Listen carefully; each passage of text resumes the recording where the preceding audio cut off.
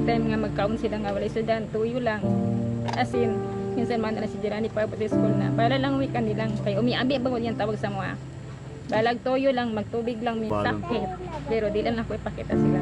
Sa isang sulok ng Bagumbayan, Lupon, Davao Oriental, matatagpuan ang pamilya ni Jelani Saripada, ang batang trending dahil sa ulam nitong sibuyas at toyo na nakuna ng video ng kanyang subject teacher sa Bagumbayan Elementary School na umani ng million views.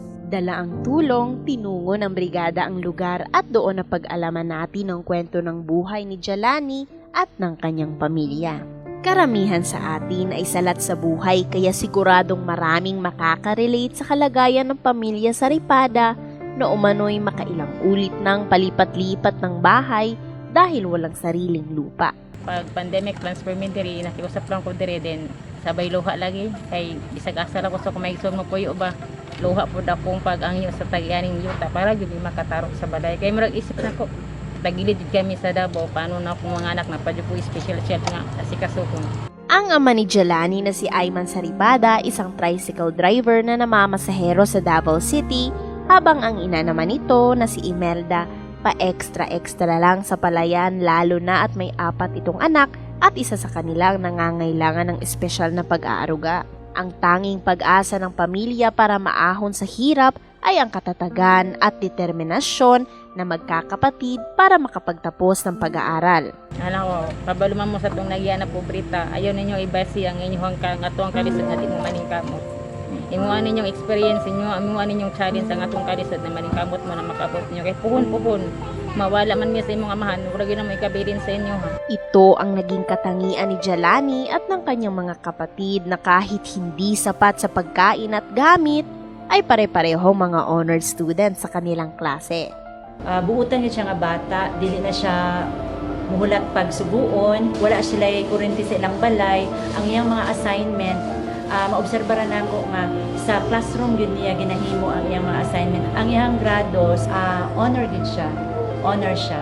And then sa result po sa mga quizzes and sa ilang mga summative test, tag-as man po siya og score.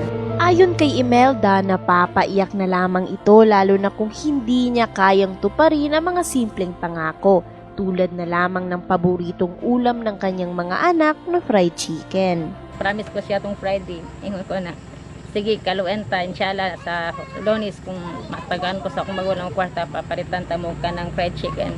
Basta nilang lipaya. Yung nandiyo ko na nila kagabi eh. Natuman mo? Wala. Yung ano? Wala.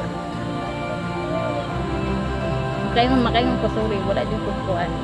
Sa pamamagitan ng Brigadahan 1 Tahanan, dinala natin si Jelani sa malaking grocery store at siya mismo kasama ng kanyang teacher na si Junari Alberca ang pumili ng mga pangangailangan nila sa bahay kagaya ng mga delata, mga kailangan sa kusina, pagkain at bigas. Nang ihatid ng brigada ang mga grocery, napag-alaman din natin na wala din palang kuryente ang bahay ng pamilya, kaya inabutan din ng Brigadahan 1 Tahanan sila ng 5,000 pesos. Padayon na po buwan ng kuryente sir, pagili na sila matulog kung isingit.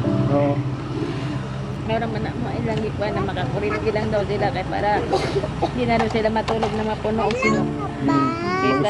Dahil din sa trending post ng brigada sa kwento ng bata, naantig din si Senator Bongo kaya sa pamamagitan ng kanyang team ay hinatiran din ng tulong ang pamilya at doon na napaiyak si Jelani na natanggap ang kanyang pangarap na cellphone. Pangako ni Jelani na magpupursigi ito sa pag-aaral para maiahon sa hirap ang kanyang pamilya.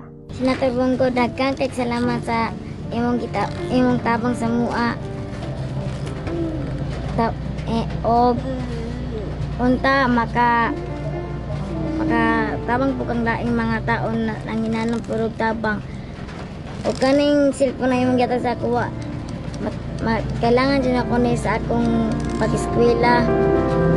Og ang saad na ako kay magtarong ko eskwela para makahumang ko eskwela. Thank you!